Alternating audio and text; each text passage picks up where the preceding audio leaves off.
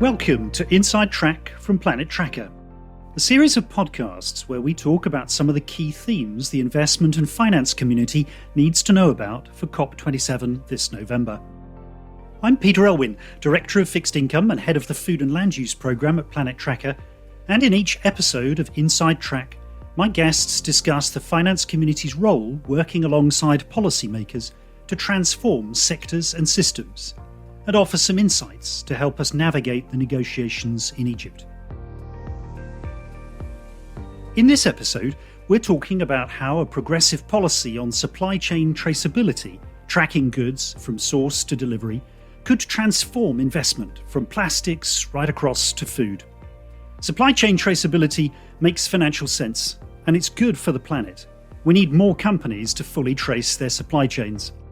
Today, I'm joined by Richard Wielechowski, who heads Planet Tracker's Textiles programme, and François Mosnier, head of Planet Tracker's Oceans programme. Welcome to you both.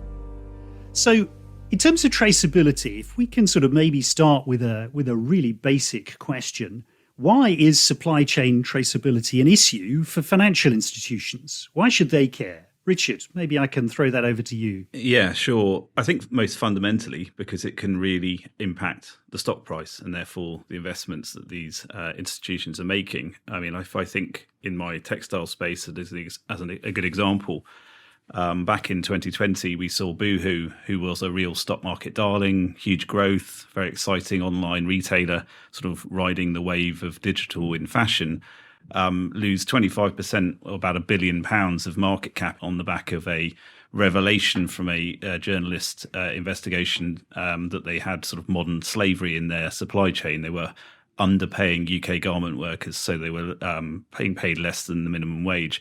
I mean, that's a really substantial move in a position. As I say, this was a stock that was well loved, very, very, very highly priced, and it really didn't recover. It lost, I think, about 63% of its value over the sort of following 18 months or so, and it took management a huge amount of time to deal with this.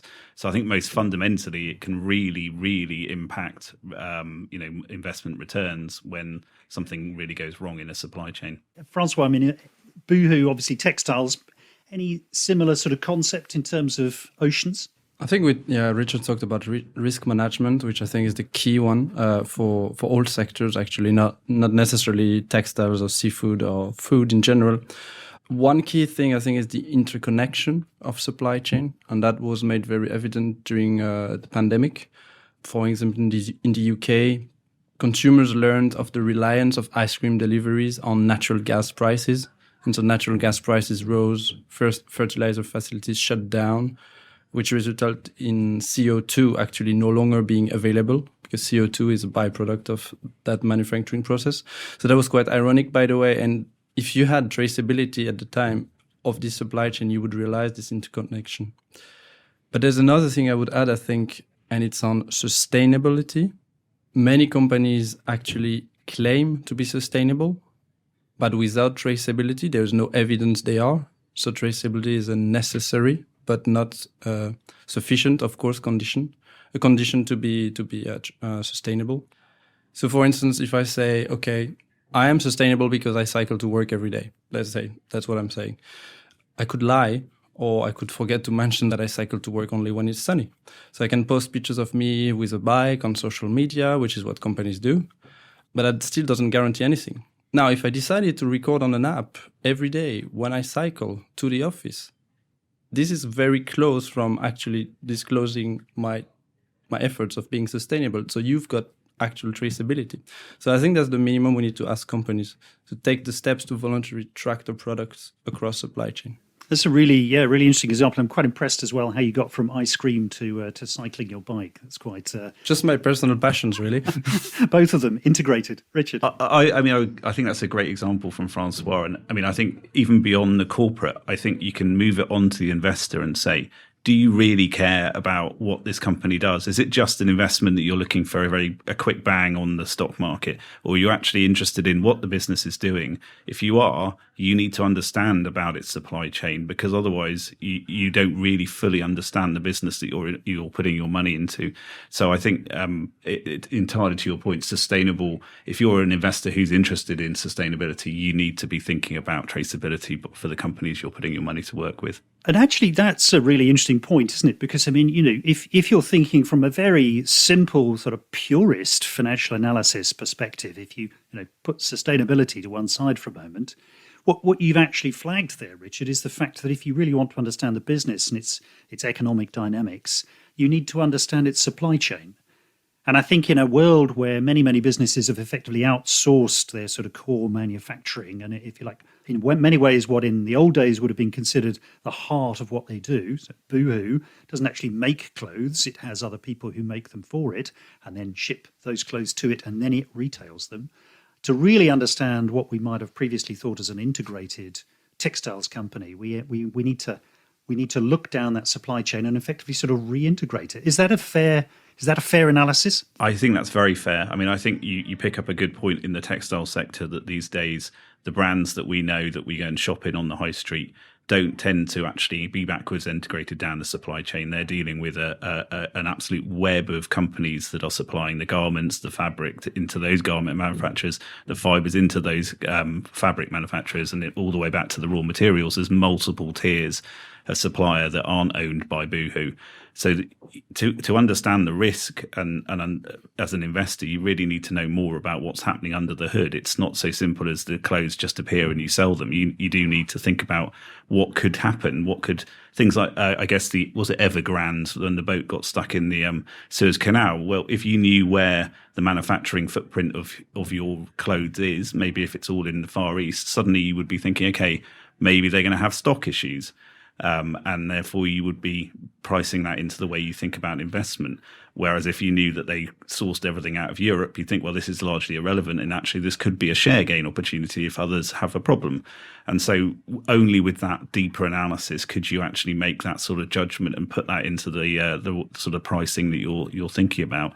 I mean, I guess you'd Francois mentioned a similar example with the CO2 thing in the pandemic that was just completely out, seemed to come out of left field. But it's only with that deeper understanding of how different industries even work together that you can start to see these risks, these weaknesses to business models. And my sense is that some investors really do understand and do dig, but perhaps a lot don't. I mean, Francois, in your conversations, is that a fair sort of summary of where investors are? I mean, how well do they actually understand their investee companies' supply chains and their sort of risk exposure, as Richard was outlining?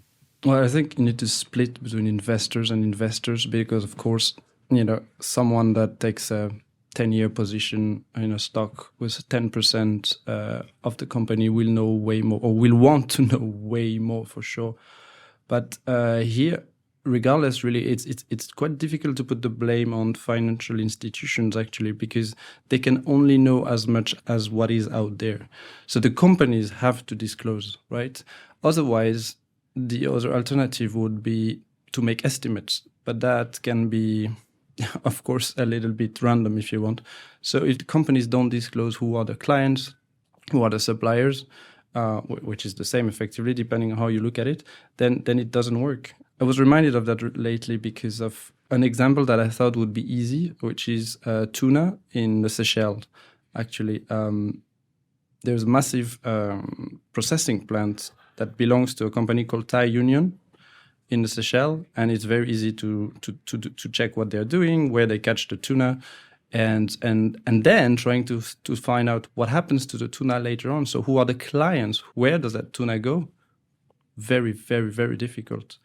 And that's just me spending some extra time on top of what I'm supposed to do already to try to find that out. I'm not sure this is the level of dedication that is there in the financial institution. So I think it's a combination of both, but without companies disclosing more, I mean, we will struggle. Yeah, and I mean, in the textile sector, it's similar that there's not great disclosure, but I think a lot of it is that even the corporates don't know. It's not that they're not telling investors; they really don't know. I mean, there's an ongoing survey done by Fashion Revolution where they look at 250 of the biggest sort of retail brands out there to see what level of supplier mapping they make available.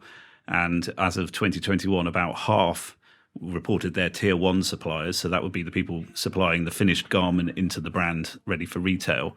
About a third were reporting tier two. So that would be someone making the fabric that went into the garment manufacturer, and only about 10% went as far down as the raw materials.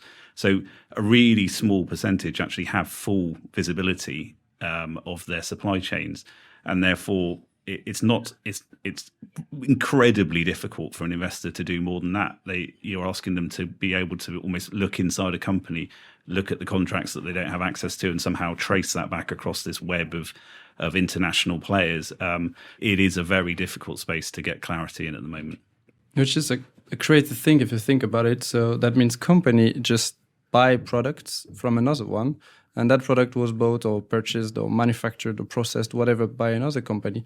There should be some paper trail available. There should be some record keeping that could be done. And so if you're saying a company doesn't know, that means they didn't do that basic part of the job, really, which is kind of crazy if you think about it. It's quite shocking, isn't it? I mean, as you said just then, Richard, 10% of companies sort of have deep visibility over their supply chain. So the other 90%, going back to François' point, they actually don't know what's going on. So they can't really assess the risks that are potentially bubbling up in their supply chains. And from an investor perspective, I mean, absolutely no hope, because presumably a lot of companies, even if they do know a bit, they're disclosing even less. I mean, is that one of the core challenges that investors face at the moment, just this lack of information around supply chains? I think, you've got the traceability element. So do the companies actually know what's happening? And then you have the transparency question. Are they transparent with what they might know internally? So you can kind of have investors pushing on both metrics, I guess, in the sense that they could ask that the company does better on traceability because they want to be reassured that management internally know what's happening and therefore are spotting problems that might be developing down the track. And then once that's in place or alongside it, you could say, okay, we want transparency. We want to be able to know as investors, because we trust management, but do we trust management with all of our money all the time? So I think you can think about it along those two lines. But the challenge, of course, is always around cost and confidentiality. And so as a corporate, do you really want to be revealing all your suppliers?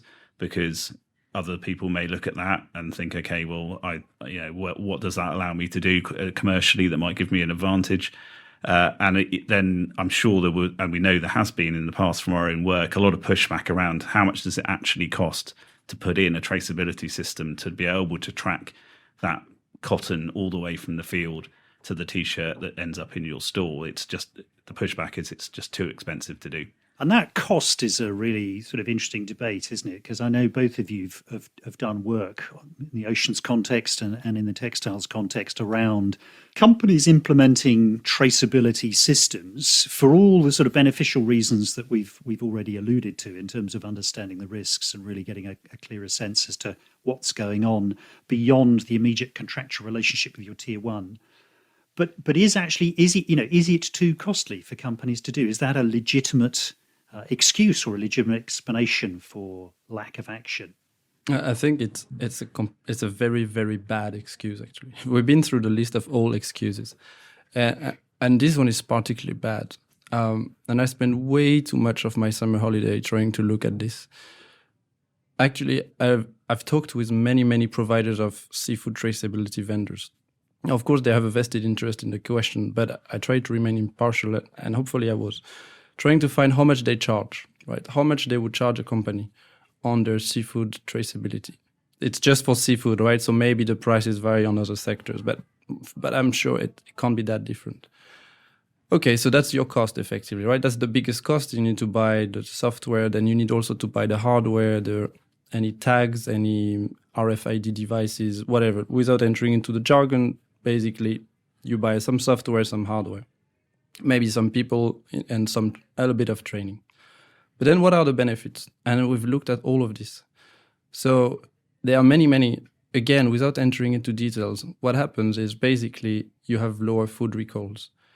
The cost, of food recalls goes down because if there's an issue, you're basically able to find the product much quicker and therefore reduce the cost. Same for food waste, you reduce it. Same for staff overtime. They they just spend less time actually on doing things that should not be part of their daily job.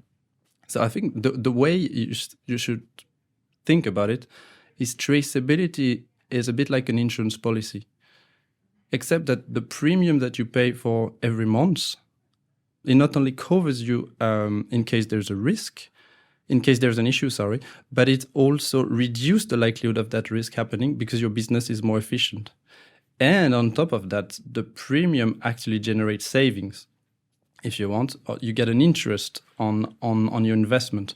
So in the case of seafood, what we found out is that if the entire global supply chain that could be traceable right now became traceable, that would cost about 1% of seafood sales, which is not much, right? CapEx to sale ratio of 1%, just dedicated on seafood. And the benefit would be an uplift in the global seafood profit pools of 60%. So that's huge. Yeah, was that 60%? Yeah, 60, yes. And that's just assuming conservative assumptions. It could probably be more in some sectors, it would be less in others. It depends on the stage of the supply chain. So at processing, wholesaling, see the greatest benefit. A bit less so in fishing and aquaculture, which is a problem because they are the beginning of the supply chain, and without their buy-in, well, nothing would happen. But still, at that stage, we're talking about plus 30-40% uplift. It's still massive. And that is something that can be done. And the key is, of course, how to finance it. And this is where I think investors have a major role to play by literally engaging with companies and saying, hey, what are you doing right now on traceability? And why you're not doing more?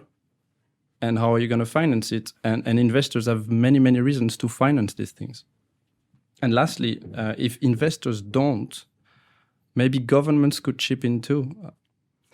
One crazy thing that we found out is that in the case of seafood, the investment that is necessary to make the fishery supply chain traceable equals to just 6% of the subsidies that governments spend on fisheries.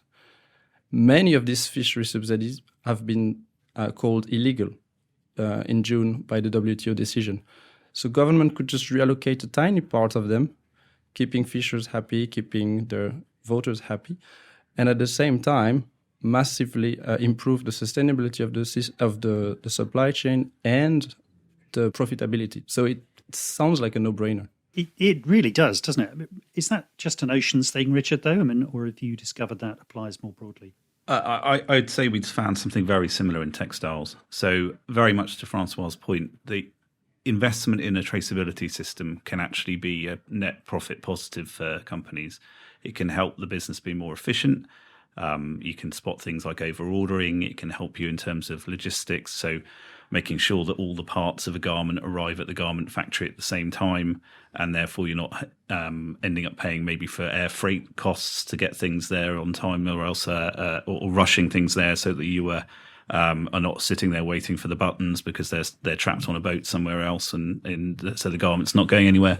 So it really can make a difference. And our analysis suggested about 3 to 7% profit uplift potential on the back of traceability system investment, which is significant and easily covers the cost of the investment needed.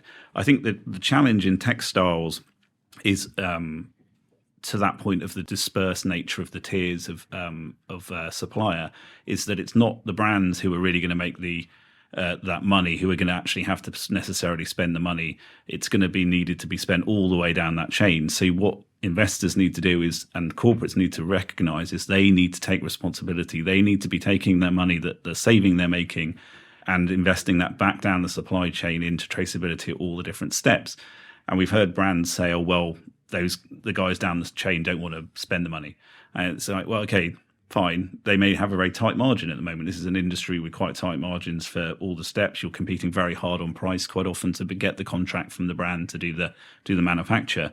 You're not going to want to spend extra money on traceability, but the brand can insist. It could even provide financing. We're talking about returns being positive, so that it overall works for everyone. And the other thing I'd say is if you're insisting as a brand and your supplier keeps on saying no, I'd really start worrying. Like, what are they hiding that they don't want you to know about? Because that's going to be a red flag for me. And then I think the other thing I'd say from our work looking at this in textiles is that technology has really advanced that has meant that this is more and more doable. So there was always that challenge of a bundle of cotton that is sustainably grown organic cotton looks exactly the same as a bundle of cotton from a hugely chemically irrigated, unsustainable farm. And once you put them both in the gin and start playing around with them, then mix them together, who knows where that organic cotton has gone. You now can do things like using DNA to tag the organic cotton so it's traceable all the way up that supply chain. So when you get your organic cotton T-shirt to sell, you could actually take it away, test it and go, oh, this has got no organic cotton in it. Who's been taking it? Where in the supply chain has my premium cotton I'm paying for disappeared? So I think the technology is now available to make this doable in a way that maybe wasn't 10, 15 years ago. And add that on top of the fact that it actually is really a profit positive for corporates, and it should be a really easy sell and a key ask for investors. We're seeing exactly the same thing in seafood, same issues where 30% of the seafood that you think you eat is not actually the species you're eating, which is crazy if you think about it. Because at least with cotton, it's on your skin maybe, but there it's you eat it. But I really liked what you said about the brands in the case of food manufacturing, it would be the branded food product. If indeed we're right and there are all these benefits attached to traceability, it would not be inconceivable to think that they could subsidize their suppliers who will, not drag the foot maybe in accepting to invest in traceability, which could be understandable. You could go further and think that investors could actually help as well through, sustainability-linked bonds have been all the rage in the last 2 years. You could even think of traceability-linked bonds, where investors come and just effectively incite companies to adopt targets of traceability implementation and then reward them through lower interest rate once these objectives are achieved across the supply chain. Some companies have done that already in seafood or hopefully are working on it. That's a really interesting point. And I guess that's the fundamental question really is, the way you have both described this, it feels like a complete no-brainer. You invest some money, it's going to be a cost, but we've seen the cost is relatively small, certainly compared to revenues. You get a significant profit uplift, in some places extraordinary profit uplift. And at the same time, you're getting a clearer visibility for supply chain, so you're understanding your risks, your business is more efficient, you're reducing fraud, and lo and behold, you can also achieve your sustainability goals by having a greater understanding of the carbon and sort of and the environmental footprint of the production processes further up the supply chain. And then you've got that information and you can actually disclose it to the markets. So all of that sounds like, yes, why isn't everybody doing it? But clearly everybody isn't. And is funding part of the reason? Is there something investors could be doing in terms of the structure of their investments or just the appetite? Why is this not already happening to a much greater extent? I think it's not a question of funding. It's more like operational challenges. We need to avoid sounding naive. It's on an Excel spreadsheet, everything is easy really. But when we look deeply at seafood, all seafood supply chains globally, one by one in every country, only 29% of them are in such condition that actually they could be called traceability ready, i.e. there are more incentives and disincentives for that fish to be traceable. And Richard briefly alluded to the disincentives before. For fish, about a third of the fish production is illegal, unreported, or unregulated. That part of the production is not going to accept to be traceable by definition. But there's another part that is extremely unsustainable. These companies will also not want to be traceable because why would they? They don't really have an incentive in being associated with the fish they produce, really. So that's something that needs to be worked on first before having globally or 100% traceable supply chain. And that's really, really key. And I think the other thing is traceability is a bit of a boring subject. It's very dry, right? I mean, let's be honest. So I think a key to solve it is to offer the user, so the company or someone that needs to implement traceability, the key is to offer them something they can't refuse. Some companies do that with fishers through some fancy software on a mobile phone that provides them with provides them with amazing way to manage the finance or provide them with many, many advantages basically. And then traceability enters through the back door. That's something that we need to think of as well. I mean, picking up on François' point about adding value, I think you see that very much in the textile sector where the corporates who have made most activity on this tend to be the luxury names. And so there's a couple of obvious reasons why that's likely to be the case. They have the most money, they're making the fattest profit margins, but also they have a very, very strong brand and limited volumes that they really want to be able to say to their consumer, we've got a green halo, we have a fully transparent or traceable supply chain for this cotton dress that you're buying, because the consumer is willing to pay a little bit more for that. If you look at some of the fast fashion names, but by no means all, some are doing more than others, but there the pressure is really incredibly tight margins, fast turnaround. There it's a much harder sell. What's the value add of putting the traceability system in? Now we've talked about profit uplift, we talked about running your business more efficiently, but it's that challenge for a management team. You're focused on the stock price, you're focused on providing, as a fast fashion retailer, hundreds of different items every month to the market. That's your key concern. Putting in a traceability system, which is going to take a number of years, it's going to involve, dealing with your suppliers, it's going to require operational upheaval somewhere down the supply chain. It sounds like a lot of work to me. And for the moment, your stock price is not influenced by the fact you don't have it, then frankly, you're not going to bother. You're going to focus on the things that do move it, which are your organic growth, which are your profit margins on a quarter by quarter basis. So absolutely to that point, until there's a reason for corporates to worry about it, to think about it, it's probably not going to be top of mind. Yeah, that's a really interesting point. And is that reason going to come from the financial markets? I mean, is this potentially one of the places where investors can actually play a role? I think it really should be. I mean, I think I'd take it back to one of the things I said first off, which if you're an investor who cares about what a company's doing and has a longer term horizon, or indeed has any ambition to be sustainable, ESG, et cetera, just more broadly, then you really should be pushing your investments to make sure that they're putting money to work in this area. Because it, as we've touched on in a lot of different ways, it pays for itself, but it's absolutely critical to sustainability. I mean, we wrote in one of our reports that traceability and sustainability are inextricably linked in the textile sector. You cannot claim to be a sustainable brand. You cannot claim, therefore, to be an investor into a sustainable brand if it's not traceable, because you don't know where that's coming, where it's coming from. You don't know how they're treating their workforce. You don't know about the toxins that may be being released.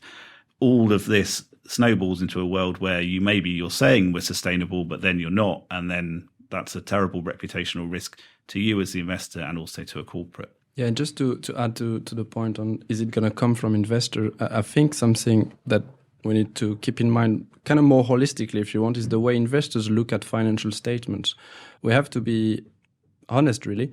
Some of the costs that I mentioned before, about cost reduction, what traceability would bring, etc., these costs are not visible on the financial statements. No company will report, we lost X millions on food recall, we lost X million on food waste, well, they should, and some are doing, but it's not going to be obvious to the investor that these benefits, the benefits of traceability would translate in this cost being reduced, because the current costs are not currently displayed in a transparent manner, if you want. But I'm hopeful that with investors now looking at different sources, not just looking at pure boring P&L, balance sheet, cash flow, but looking at incorporating externalities, if you want, that should be resolved, hopefully. I'm hopeful. Well, that's a great point to end on, François. A slightly optimistic outing, as it were. It's been really interesting. I think the key takeaway for me is that Supply chain traceability is essential if you want to be able to demonstrate your sustainability as a business. The two things go hand in hand. You cannot be a properly sustainable business unless you have traceability throughout your supply chains.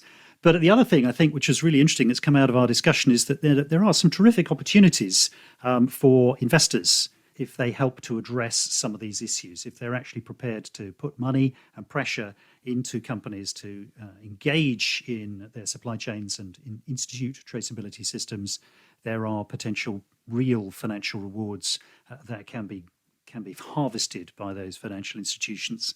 In terms of COP27, I think the key focus for us at Planet Tracker is we need companies to make their supply chains fully traceable. And that means we need financial institutions to support the improvements needed and to pressure companies into making those changes, both in terms of traceability and in terms of the improvements required in operating practices across the supply chain.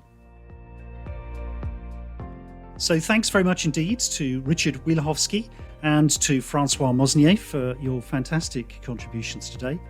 Join me for the next episode of Planet Tracker's Inside Track, when we'll be discussing another important theme for finance at COP27, natural capital.